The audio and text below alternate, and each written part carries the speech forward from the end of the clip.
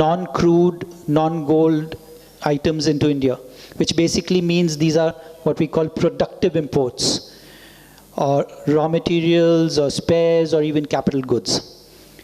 Third, some of my clients in the polymer industry, they're saying that they're seeing prices stabilize.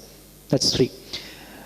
Apart from this, work has happened over the last couple of years on things like the Jan Dhan Yojana, on things like bank cleanup is happening. The bank cleanup is going to be a very, very big thing. It's going to be a game changer.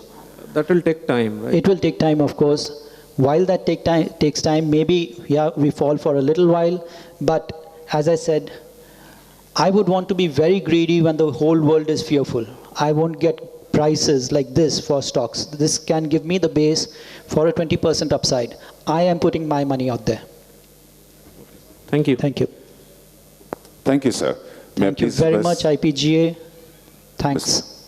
May I please request Rakesh to do us the honors and present a memento. Mr. Rakesh.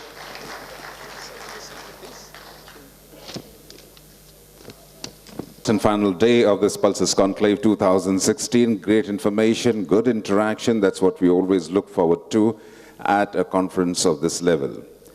Up next, we're going to be told about the presentation, the Kabuli, which is all something that we all look forward to.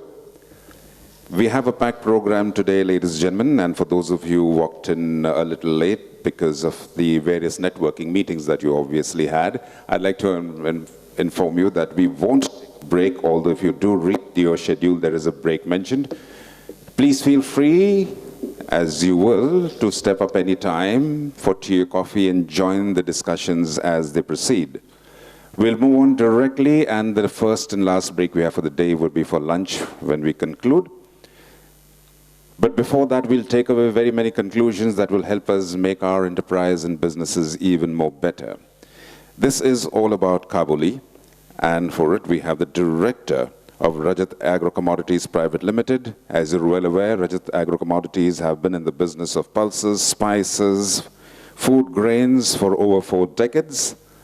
And Mr. Rajat Sarda brings that and a wealth of international experience as he steps forward today to present the Kabuli scenario to us. For those of you who came in later, just to remind you once again, please ensure mobiles are on silent or buzzer mode while you're in the hall. And time permitting, at the end of the session, we'll have a Q&A session. All yours, Mr. Sarda.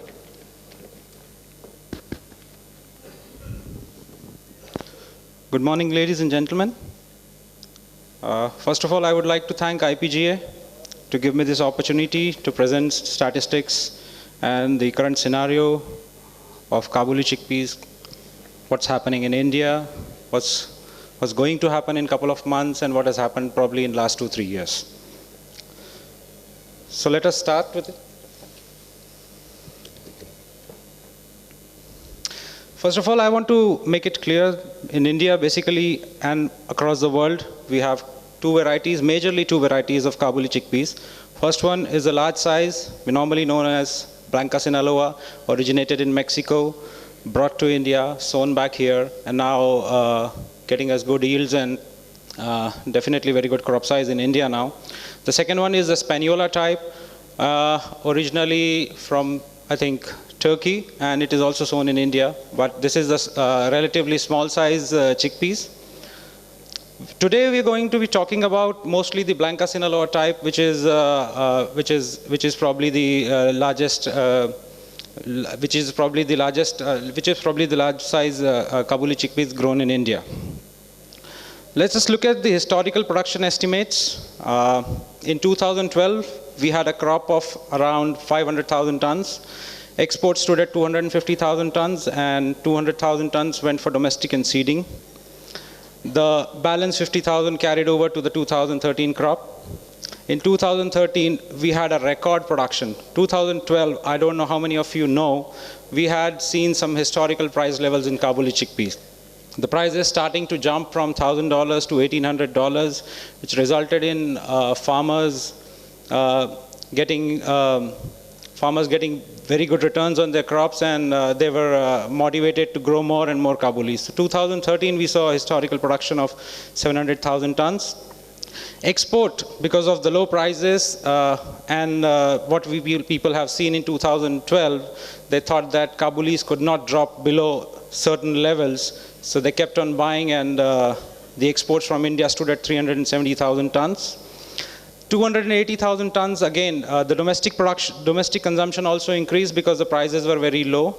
And the seeding, it definitely decreased that year because farmers couldn't fetch very good prices for their crops. 2014, we had an average production year of around 500,000 tons. We have seen an average exports of around 245,000 tons. 255,000 tons went into domestic market, domestic consumption, and for seeding. Now let us move on to last year, which would be really important for us to discuss before we start discussing 2016 crop. In 2015, if you would see, we have a carryover of 100,000 tons. If I could take you back to the previous slide, you can see that if you do the total of carryovers coming forward year-to-year basis and deduct everything, we'll get a carryover of around 100,000 tons in 2014, which is again a huge carryover by Indian standards. Production was below average, I would say, 450,000 tons. The total availability, that gives us total availability of around 550,000 tons. Now, exports last year was again a very good year for India. Exports jumped, and we saw an export of around 275,000 tons, while 260,000 tons went into domestic market in seeding, which brings us to a total consumption of 535,000 tons. So there was almost negligible chickpeas left over to be carried forward to the 2016 crop. We are estimating around 500,000 tons. That too are at relatively unknown locations and with relatively unknown people, because in the month of January and February, we were, while the new crop was still on its way, there were a lot of demand coming from different countries for old chickpeas, but it was really difficult to find chickpeas in India. Noticing, we must all notice that in 2015, the Mexican production stood at around 125,000 tons. This here, I'm talking about the exportables. Okay, we're not talking about the total crop, we're talking about the exportable production of Mexico, which stood at 125,000 tons. Now, if you move on to next slide, I would like to ask a few questions if you all would be interested. I'm going to show you the top 5 importing countries who import the most from most of the Indian chickpeas. Anyone would be willing to name the largest importing nation of Kabuli chickpeas from India? No one? Okay, I'll show you. Okay, the first one is Pakistan with 99,000 tons. Second is Algeria, around 50,000 tons. Third comes Turkey, around 25,000 tons, which is a relatively low figure last year for Turkey, because normally we see figures from Turkey around 40,000 tons. Sri Lanka comes fourth at 23,000 tons, and the surprise entrant at 5th position is Iraq. This is again, I would say, this 15,000 tons which we are seeing in Iraq is coming out of the Turkish share. As we all know that ISIS has been pretty powerful and in Iraq at the moment, and Turkey has been historically exporting a lot of chickpeas that they import from India to Iraq. But because of ISIS, they have now restricted access to parts of Iraq, and a lot of chickpeas is going directly from India to Iraq.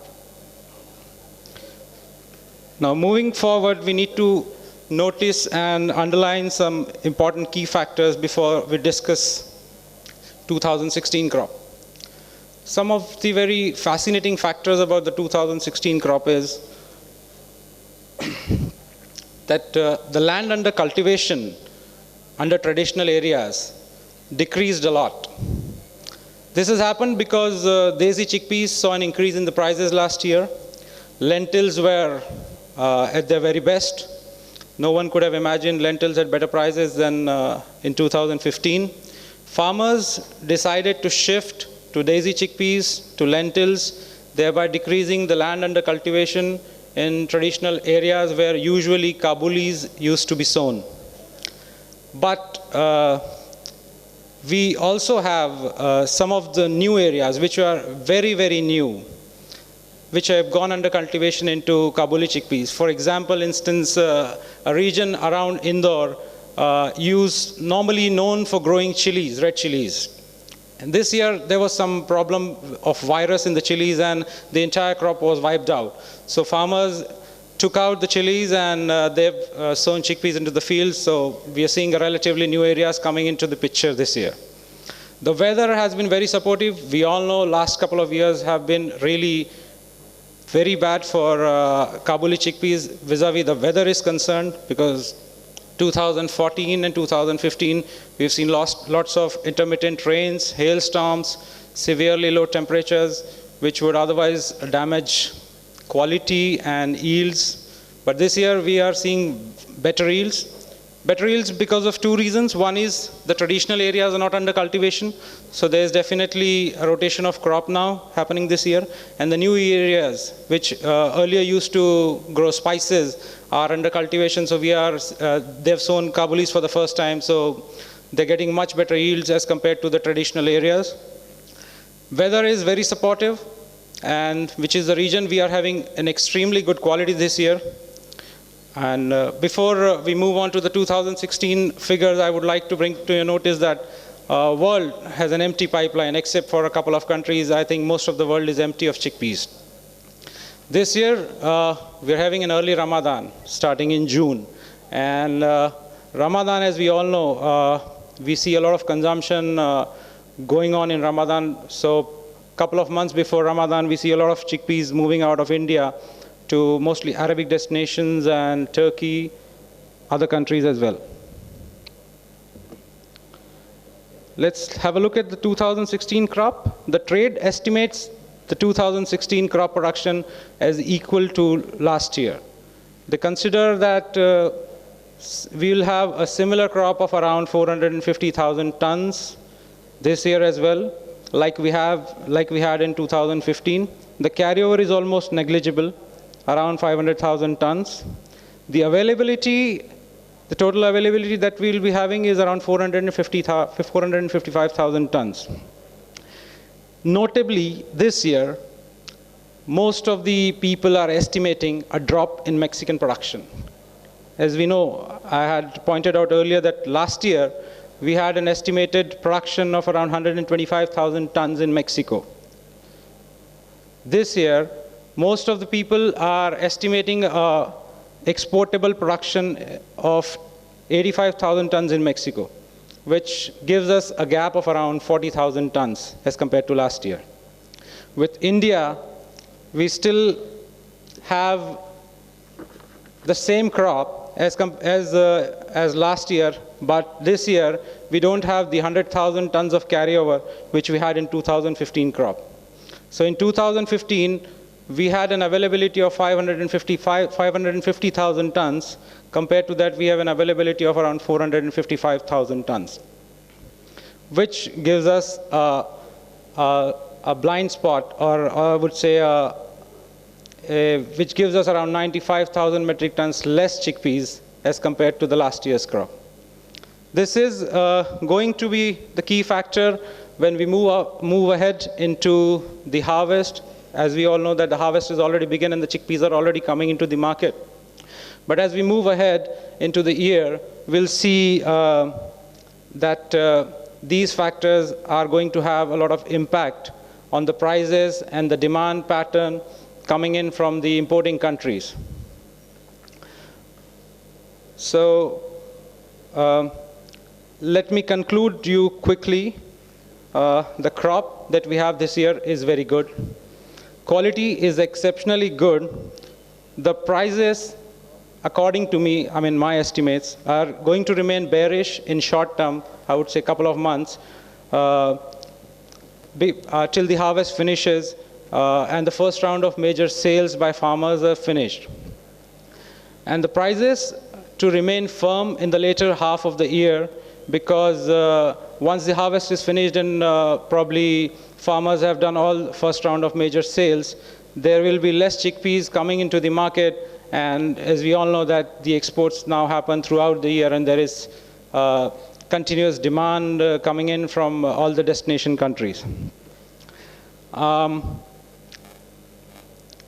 Since the Mexicans have lesser crop this year as compared to last year, I don't think they would be in any hurry to sell their crop, because they anyways have to sell only 2/3 of the production they have had last year.